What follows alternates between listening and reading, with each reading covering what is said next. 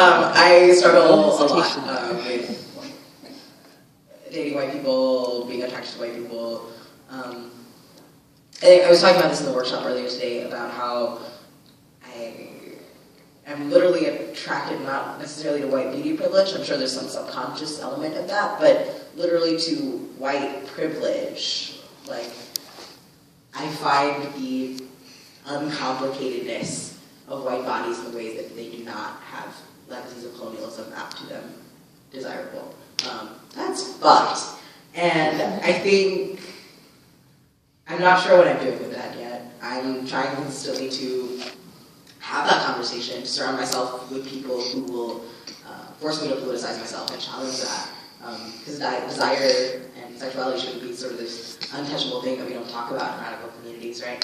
But it's something I'm definitely working on. I think it's something that is never going to have a sort of individual sort of view. It's a system of collective accountability that needs to be in place to address this shit. Yeah. I don't know whether it means I'm gonna like perform affirmative action in my desires or whether I'm gonna just, it's a more gradual process. But yeah, relationships will always have legacies of colonialism and gazes attached to them, I think. I mean, even if like white folks are particularly down white folks, like a white body does work unconsciously, regardless of that particular person's consciousness. So I'm from Boston. So I was in the place for Stanford, so I'm always interested in hearing about people's experience with my hometown / university. So I'm wondering, and in general, like I was wondering what your experience was like there. At Stanford. So I found my crew there. I found this little community of queer people of color and spoken word people, and that was really great. My campus is a nation-building project that exists to churn out the 1%. Like, that is absolutely true. 70% of my classmates will go into, financial consulting, and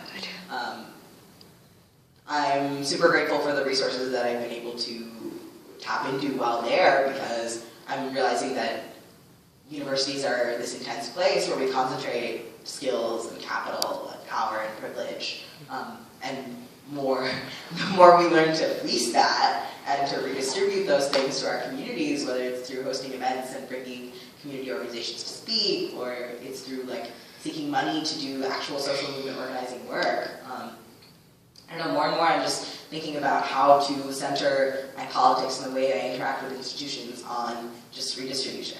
Just take it and give it away.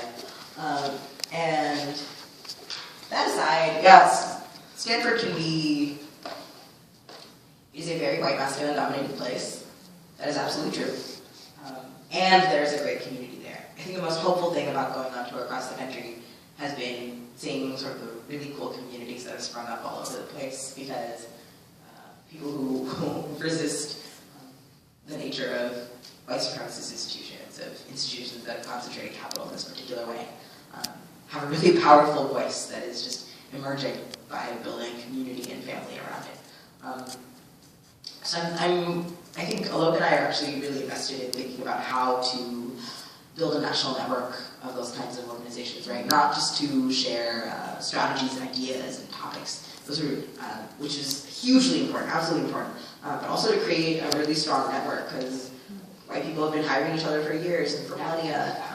Let's hire each other, like let's work together, let's actually build a social movement with our own bodies. Yeah. I just wanted to ask about your process, like how you come to finding words or naming certain things, or not being able to, and how you deal with those things. Like naming certain what kind of like naming pain or naming trauma,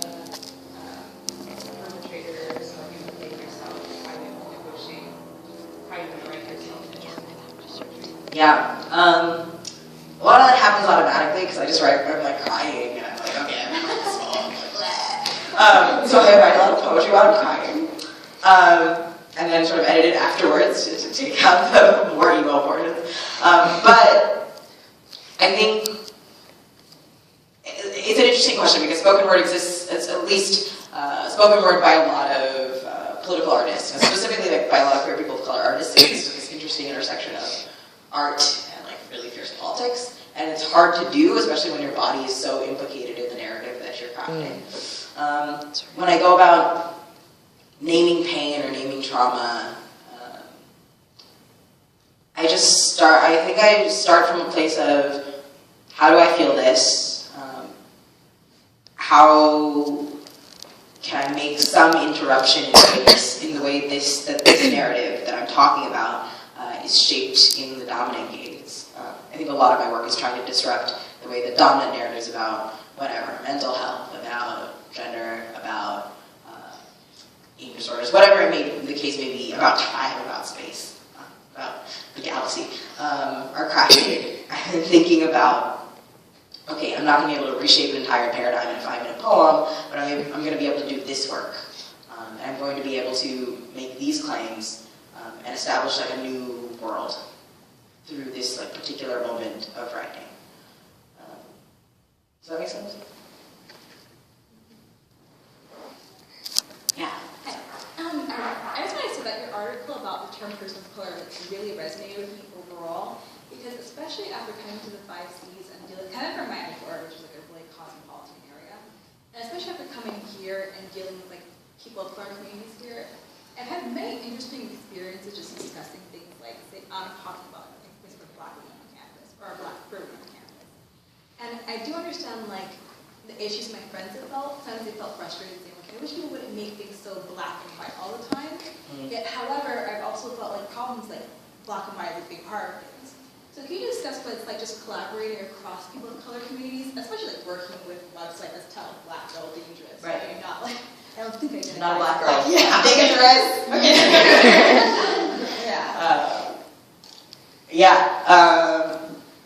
It was an interesting article to write, I guess, for that reason.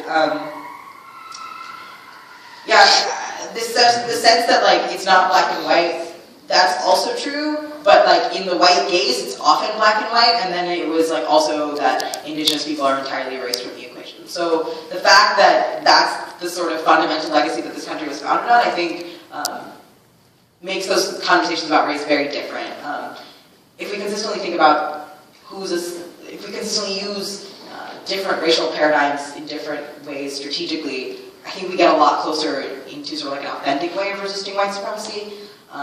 Like if we think about who's a settler and who is indigenous to this land, that's like one framework. Who was a formerly enslaved person, who is, under conditions of wage slavery, versus who is most dominant in like capitalist power systems.